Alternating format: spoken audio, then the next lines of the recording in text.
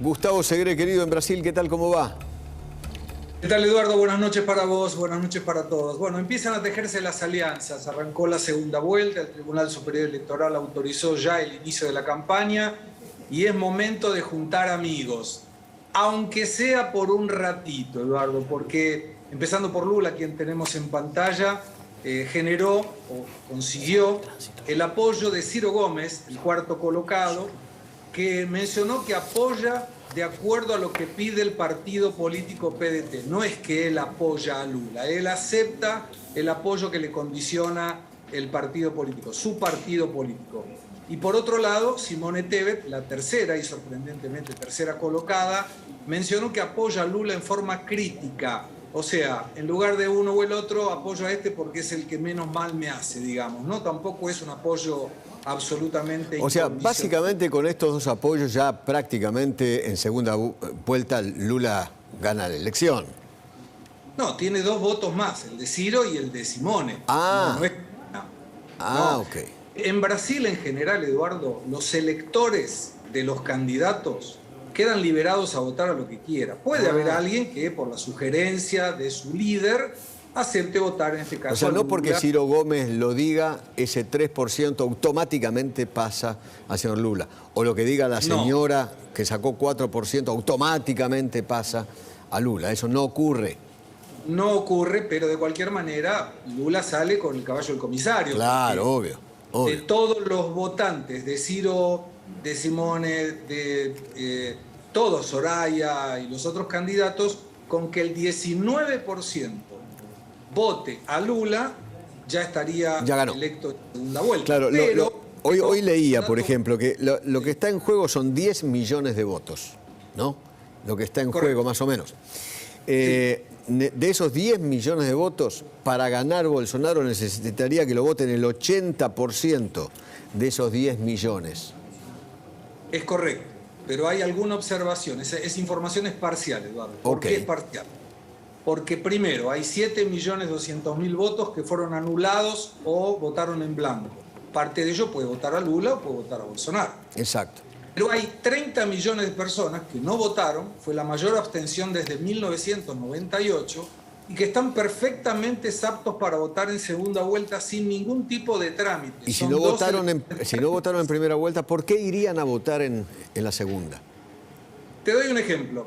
En la circunscripción del lugar donde votaban mis hijos, había mucha gente grande que tenía que hacer horas de cola parado para poder tomar un ascensor e ir a votar. Esa gente, sabiendo que esperaba, se fue, no quiso quedarse.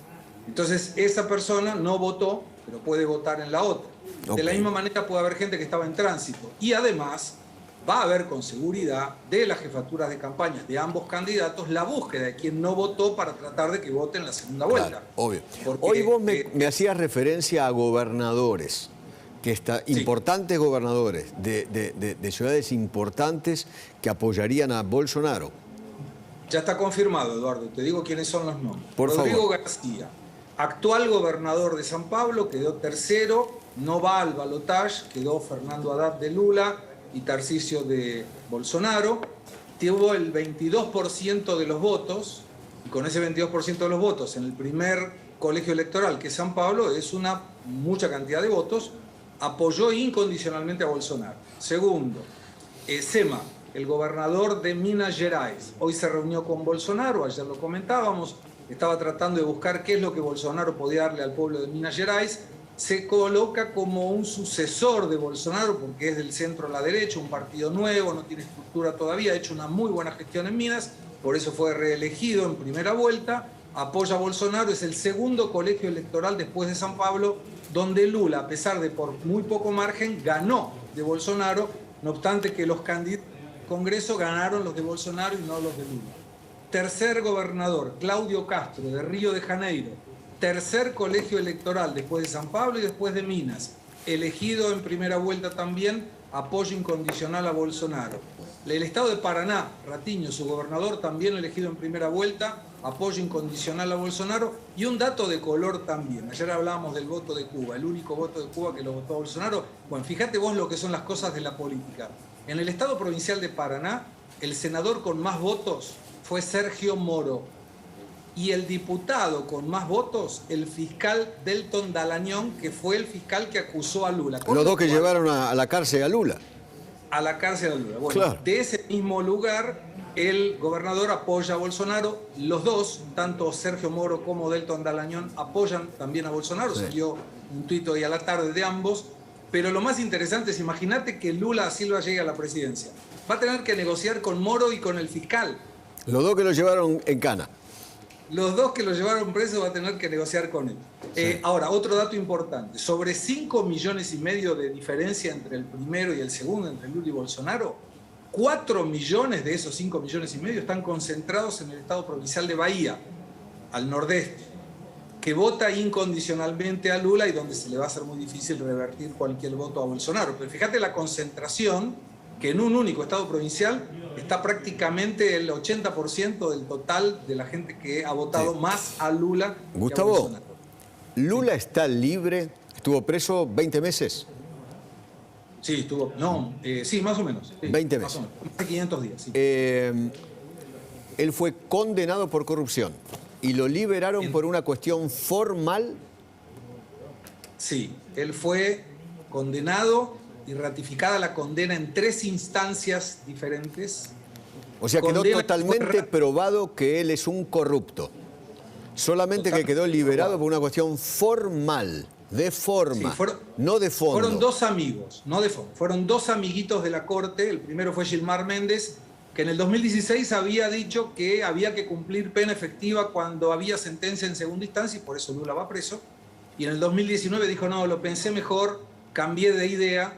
Al cambiar el voto, él pasa a liberar no solamente a Lula, salieron 4.000 y pico de personas junto con Lula, violadores, pedófilos, asaltantes, homicidas, de todo, salió de todo. Ese fue lo primero, pero eso no lo liberaba a Lula de la ficha limpia. Entonces ahí apareció otro ministro amigo que se llama Fachin, que después de haber confirmado la Corte Suprema inclusive, todos los procesos de primera, segunda y tercera instancia, uno de los miembros, Fachin, dijo, mirá que no nos dimos cuenta. El código postal está mal, la jurisdicción no sería Curitiba, tiene que ser Brasilia o San Pablo. Entonces anularon el proceso y la Fiscalía General dijo, en función de la edad de Lula y de la pena máxima que iría a prescribir, no tiene sentido iniciar nuevamente el proceso, lo dejamos así. Lula dice por todos lados que fue inocentado por la Corte Suprema, pero esto no es correcto. No es correcto.